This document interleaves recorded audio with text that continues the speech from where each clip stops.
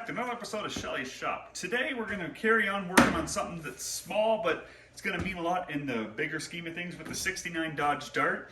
If you watched the last video when we did a will it run on the 69 Dart, it's going to become very apparent that we didn't get that Dart to run and drive, or just run, period. Couldn't get the engine to turn over. The cylinders were extremely seized. If you want to watch that, it'll be like a video or two ago. But in the process of trying to break that engine free, I ended up breaking off 2 or 3 teeth off of the torque converter, and on a Mopar, the flex plate is part of the torque converter. So this effectively making the torque converter no good.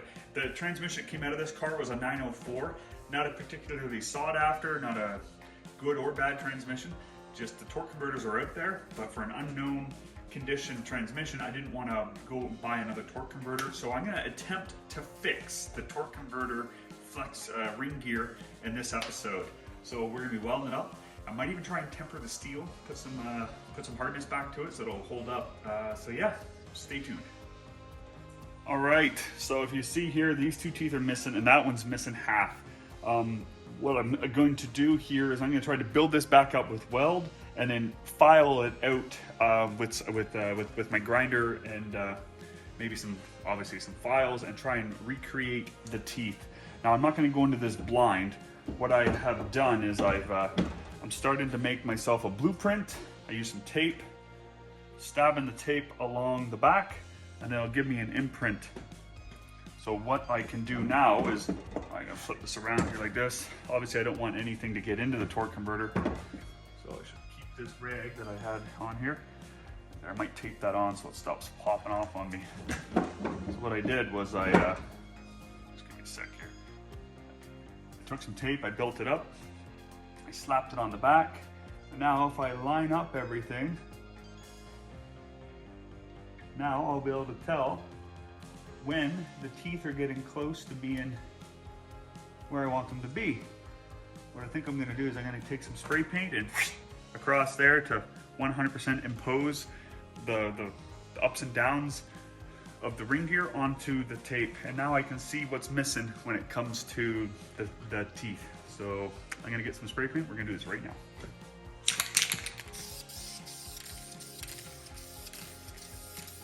There, I just peeled this off. Look at that, that's gonna be a nice pattern to follow. And if I just cut along there, I can hold it up like that. So we got ourselves a nice pattern to follow when we get to it. And while I'm waiting for that paint to set up, I'm gonna go ahead and start cleaning up the areas I'm gonna be grinding on. For this to be really effective, I want this to be as clean as possible. So I might even grab the tiger torch and burn off any chemicals off of it.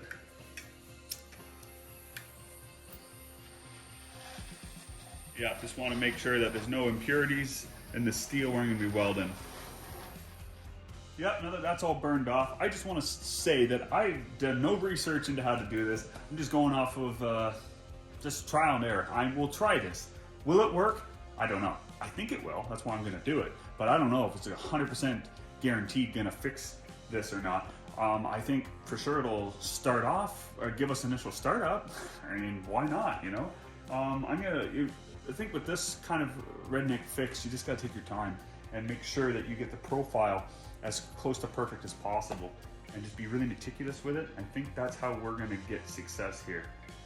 So with that being said, that is still hot. I'm gonna go ahead and start setting up the welder. When it comes to setting up your welder, you want your welded ground to be as close to where I'm welding as possible. So I will put it on this stud, the mountain bolt spot for the torque converter, which is right here. I will put my ground right there, so then it only has to go from here to here, instead of running all the way through it, risking hurting that turbine or whatever the heck's inside of one of these mystery machines here, these mystery converters.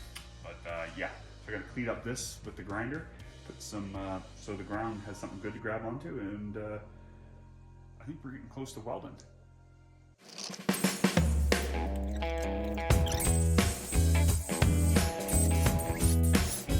So what I did was I put a little groove in the teeth.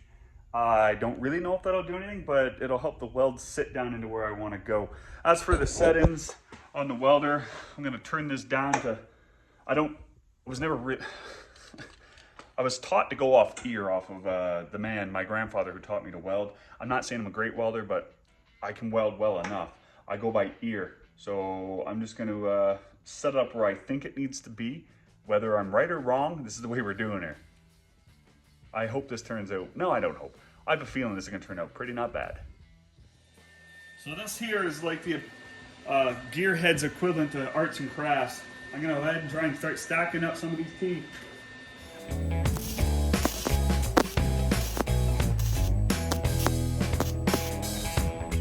Like the key with this is gonna be a lot of put some welds down, grind it off, see what we got.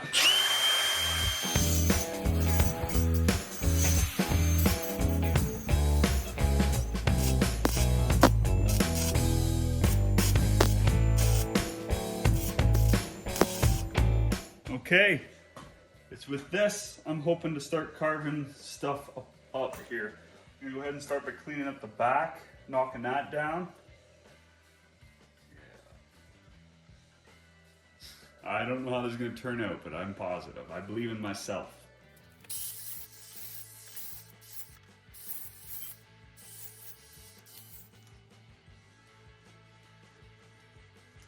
A little bit off camera, I started messing around with filing down one of the teeth here, and I think I'm getting it. I wanted to figure out some movements before I go on to the two teeth, these two that need to be started essentially from scratch. So this is when I will take my pattern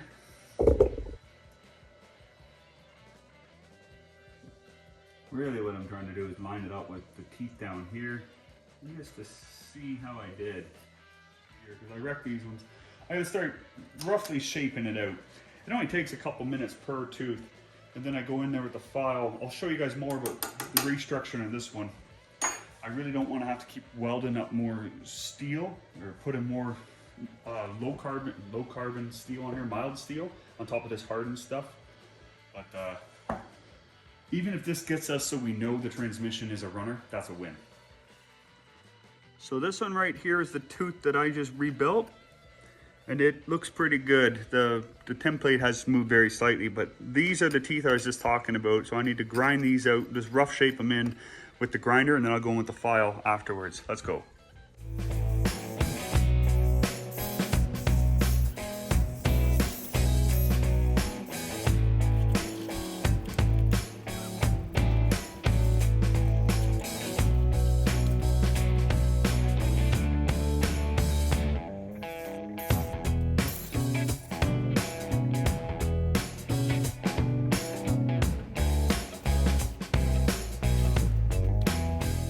Okay, let's go ahead, check what kind of work we did. Just gotta get my head in the way here for a hot second.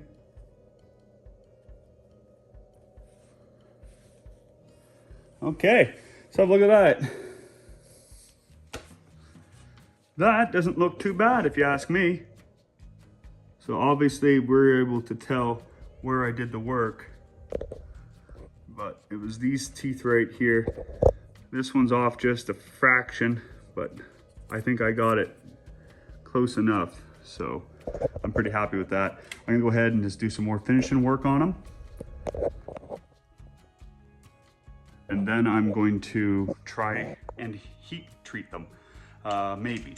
I don't know, I've never done that before. I've never done this before. So, you know, I'm always willing to try something. Let's go. Okay, so quick research there on the old YouTube, and I think I figured out the information I need to know to figure out how to put some temp back into the steel. What I got to do is heat up the steel, or the area that we're working on, until it no longer is magnetic, just when it's no longer magnetic, and then dip it into, you got to quench it into oil or water. Some people use, I'm going to use oil because that's what I've seen a lot of people do. I've got used motor oil here.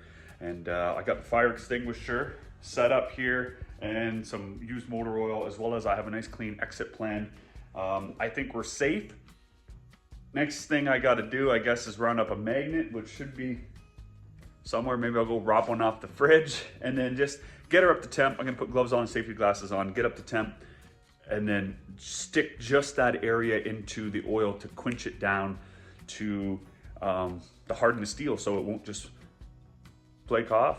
I don't know, this could end badly. This might just fracture where I've welded, or it could be what we need to make this thing last. I'm gonna give it one attempt, and if it does break, well then I'm kind of hooped, but we're really not that far behind. I might be forced to get a new torque converter, but I don't know. I'm doubting myself, which I don't like to do, but I don't know, this just seems like it has some risk factor to it, but it really doesn't. So let's just take our gloves off and let's get at this. Okay, I got a magnet. Works well enough. Right there. I wouldn't say I'm really nervous. I'm just apprehensive of how this is all going to work, which is trying to be a good thing because I'm working with glowing red. I will be working with glowing red steel and oil, which, you know, if you value your life, is not usually a good combination, but it's going to work perfectly today. Let's get at this.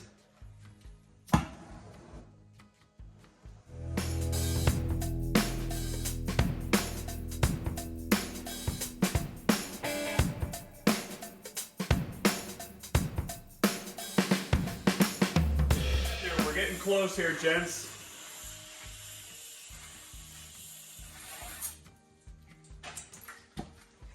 Well, wish me luck.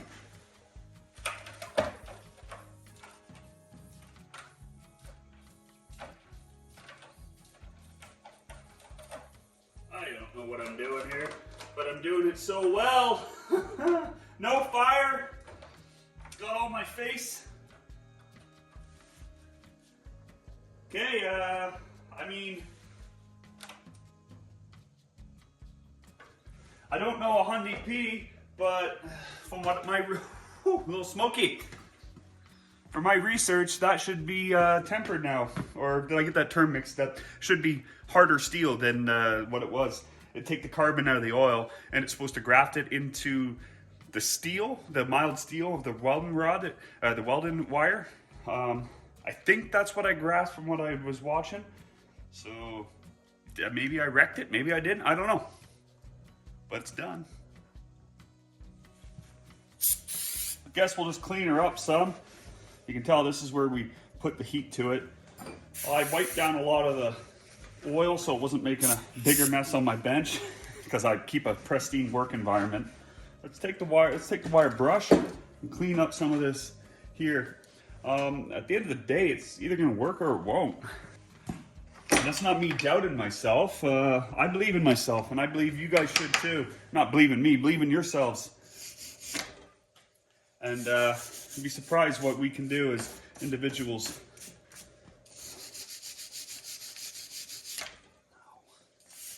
There is a test I can do with a rasp or a file, like here. I can feel that. There is a sound difference. Huh. So this is still softer. Do I want to put that back through the fire process again? Not particularly. I'm happy we did that. I think it's going to work. If this car turns out to be a good runner, it's probably going to be worth putting a new torque converter into it. But at this point, I don't have any belief or disbelief in this thing. It's so unknown that it's going to be a good runner or not. I don't really want to go tracking down a new torque converter or even a good used one to put into a transmission that's hooped. The transmission fluid in this car was dark, but it didn't smell burnt. So we're going to chance putting it back in as is, because now that we got everything out, everything will be fresh and easy to take in and out of the car. I guess now, when I was trying to break the engine free in the last video in the dirt, I had to do some drastic measures. I cut 2 holes in the bell housing of the transmission so we could get in here to get on the this ring gear to try to turn the engine over. Thus how we broke those teeth off the ring gear. And with that being said, I want to clean up the surfaces and JB weld these back in. This is what we're gonna do. So I'm gonna pull that out, probably clean off some area on the bench, set it on there, clean it with a wire wheel, and JB weld this back together. Let's go. So here's the inside here. You can see it's roughly centered. I'm just gonna go ahead and glob up the JB weld around there. Wiped it down with the engine, sorry, not engine, I don't know why I keep saying that. The wax and grease remover. So let's get some JB weld mixed up. Okay, we let this set up for about probably 15-20 minutes, and it turned out pretty good. What I'm gonna do now is I'm gonna roll this guy onto its side, do the other side, peel that tape off, do the other side, and then we'll probably do one side at a time, so then it doesn't run out. Although this stuff isn't as runny as the normal original JB weld, this stuff is the quick set. But yeah, I'm feeling pretty optimistic about this. So now I'm gonna try to fill in all this. I decided rolling it over was not a good option. I just end up getting the ATF everywhere. So I gotta get a better applicator this time and smear that in. And then this side's done, the other side will be pretty much the exact same. Let's go. All right.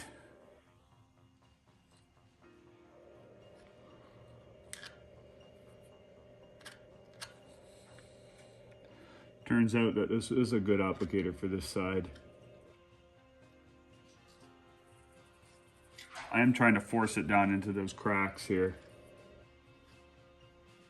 This is, in my opinion, not, the steel's compromised already, and this is just to really keep the dust out. I mixed up too much for this. That's okay, I can sand her down if I so choose. I just want to cover up those spots.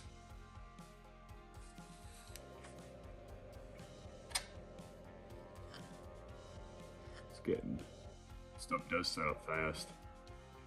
Faster than the other stuff. I wish I had used this on that radiator fail video I did. That'd be great.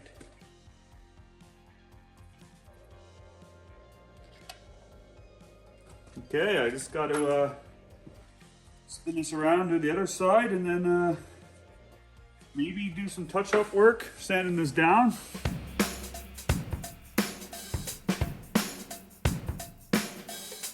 You know, this might not be the way everyone would do this, but this is the way we're gonna do it. At the end of the day, this transmission is a huge unknown. Like if I drove this car, we had got this thing running and it just needed a rebuild, and I knew that, and we drove this thing around the block and it shifts good, you know, the fluid was all looking good, everything. This is I would have handled this scenario completely differently. We wouldn't have tried to patch up the teeth on this here torque converter, the ring gear. We wouldn't have JB welded the holes that I cut out. If that was the scenario, I wouldn't have had to drill holes in the side of this transmission. Now, I don't know if I mentioned this or not, but the fluid that came out was really dark, but it didn't smell burnt at all. So my hope is they just didn't do any maintenance to this transmission. And what I'd like to see happen is that we booger this thing back together like we've just done. We put it back inside the car, and then we go for a drive. Not with that engine, with another engine that we're still trying to figure out the direction for the engine we're gonna go. But I'm just hoping to get this in the car and then move it down and move the car around, drive it, you know? Because if I did all this stuff properly, brought the transmission to get welded, put another torque converter in, and then it turned out that this thing was a dud, that would be kind of sore for me, because then I just wasted, at that point, hundreds of dollars on a useless transmission. And everyone most likely will agree with me on this. The chances of this transmission being a good transmission are, let's face it, not very good. But I'm willing to roll the dice, at least to get this thing rolling around. I guess the next step for the transmission is for me to sand down those areas, pressure wash, get all this stuff off. Like, it's on there pretty thick. In some areas it's 1 inch thick. Clean it all up, put it on another motor and slide it in the car and see what happens. Might even paint the transmission black. I like black engines and black transmissions. I think that's cool. So yeah, that's what we got going on. We're gonna get this set up, and I'm gonna attempt to grind it down some, and then we're gonna go from there.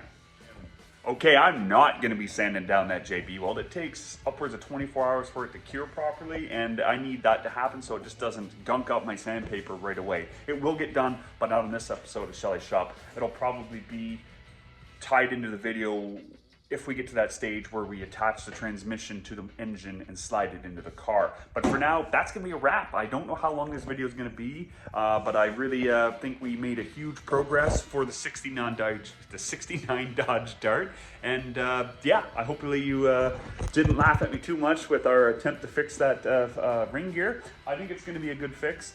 And yeah, till next time, cheers.